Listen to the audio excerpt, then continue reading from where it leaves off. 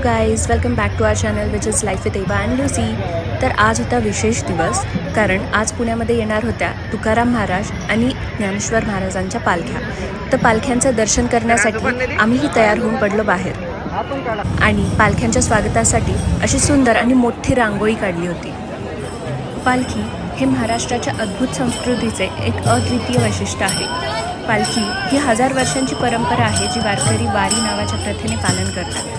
लोक दिंड्यांमध्ये एकत्र येऊन गाणी गाऊन, नृत्य करून आणि ज्ञानोबा तुकारामांचा जप करून हा उत्सव साजरा करतात। ही यात्रा आषाढ आणि कार्तिक या हिंदू महिन्यात पंढरपूर या दिव्य नगरीला जाते। आता पालखी ही परंपरा कशी चालू झाली, का चालू झाली, तर 1685 मध्ये तुकारामांचे धाकटे पुत्र नारायण बाबा यांनी ही परंपरा चालू केली।